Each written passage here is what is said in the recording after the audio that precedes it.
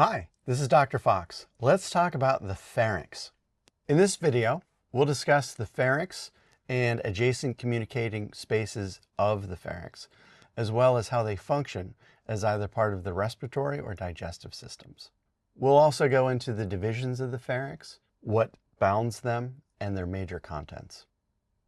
So the pharynx, or the throat, is a common pathway for both the respiratory and the digestive systems. So we refer to it as an aerodigestive space. That sounds fancy. It is a very interesting space which communicates with a lot of other adjacent spaces. So we've already discussed the nasal cavity, the good old NC there, and its role in the respiratory system, and we can see that it is just adjacent to the pharynx. We've also discussed the oral cavity and its role in the respiratory system, and it is adjacent to the pharynx. And when we get down to the distal portion of the pharynx, we have a decision to make of, are we going down the respiratory pathway, complements of the larynx, to the anterior, or are we heading down a purely digestive pathway, complements of the esophagus? So let's take a look at how the pharynx communicates and functions with these spaces. So let's start with the major divisions, of which there are three. Superiorly, we have the nasopharynx. The nasopharynx runs from the choana down to the palate, all the way back, communicating with the nasal cavity and with the portion of the pharynx distal to that, which is the oropharynx. The oropharynx is below the palate. It is posterior to the palatoglossal folds, and it is superior to the epiglottis. And so that oropharynx communicates with the oral cavity, the nasopharynx, as well as the laryngopharynx. The laryngopharynx goes from the epiglottis all the way down to the inferior margin of the cricoid cartilage, which is at about the 6th cervical vertebrae. And then it comes back up, and it is just posterior to the laryngeal inlet, that space where there's communication between the larynx anteriorly and the laryngopharynx posteriorly. So let's take a look at the contents of these pharyngeal spaces. And let's start with the nasopharynx.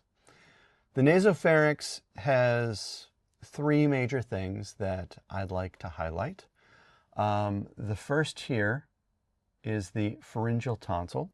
The pharyngeal tonsil exists on the roof of the nasopharynx, and it's a collection of lymphatic tissue that is acapsular.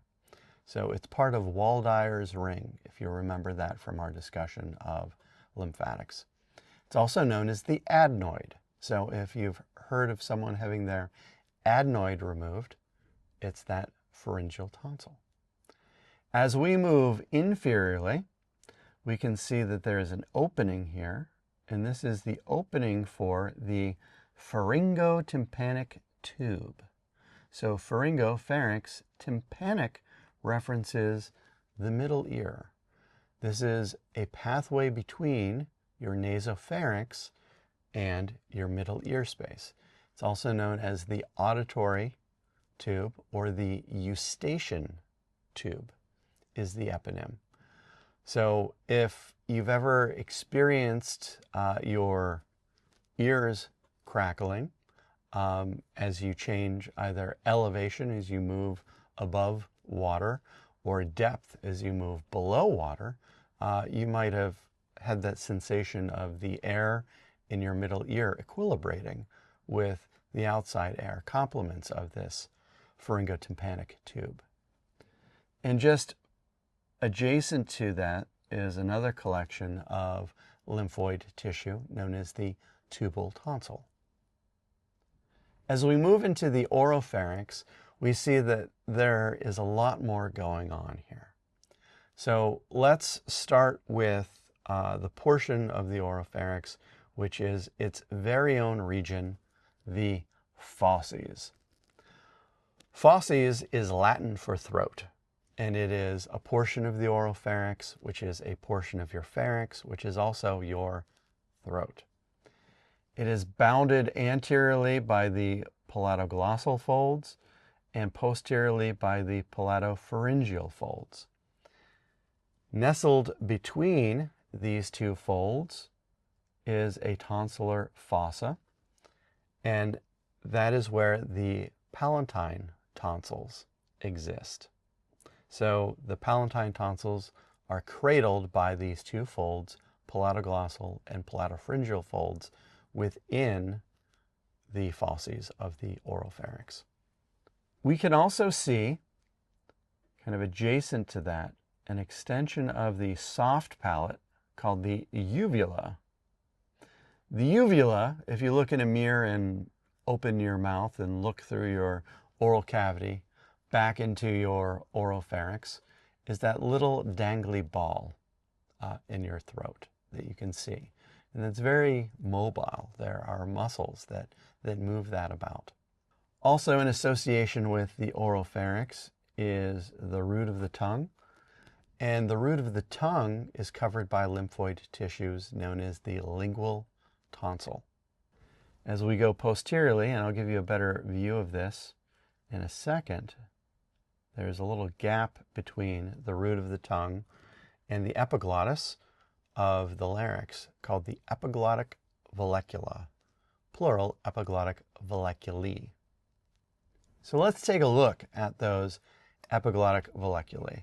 So here we're looking at kind of a supero-anterior view of the tongue and the oropharynx. So this is the palatoglossal fold there. Here's the palatopharyngeal fold there. We could see the tonsillar fossae there with the palatine tonsils in them. We can also see the lingual tonsil there. And posteriorly here, we can see the outline of the epiglottis. And there are two scoops here that are the epiglottic valleculae. And what these do for us is, as you go about your life, you salivate, and these valleculae can collect saliva. And as they collect saliva, they prevent the saliva from triggering your deglutition or your swallowing reflex. So without this, you'd be swallowing all the time. That'd be really annoying. These valleculae are also a very important landmark or feature for laryngoscopy. In particular, a laryngoscope that employs a Macintosh blade, and what that would do is it would fit into the vallecula and it would pull all of that anteriorly so a laryngoscope can look down into the larynx.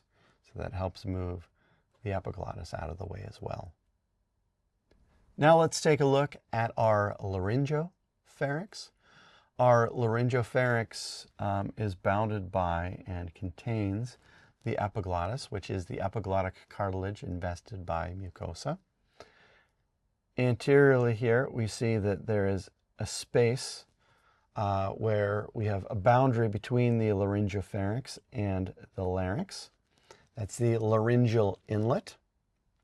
And on either side of that laryngeal inlet, kind of tucked to the side of the larynx, are two recesses. And these are called piriform recesses. And we can't see them from this particular view. And while they're of consequence, why they're of consequence, is because sometimes when you're swallowing things, in particular when people swallow pills, sometimes they get stuck there. And you might get a feeling of something stuck in your throat. And it's just the pill kind of nestled to the side of the larynx before it moves distally and into the opening of the esophagus on its way to the stomach. That opening to the esophagus is just at the inferior margin of the cricoid cartilage, which we can see here, which is about at the level of C6, cervical vertebrae 6. So it's at this laryngopharynx whereby we have the choice, anteriorly for the respiratory system or posteriorly for the digestive system. So we've discussed the pharynx and adjacent communicating spaces and how they function as part of either the respiratory or the digestive systems. We've also discussed the subdivisions of the pharynx, their boundaries, and their major contents. Thank you so much for your time. It's been a pleasure, and I look forward to talking to you in the next video.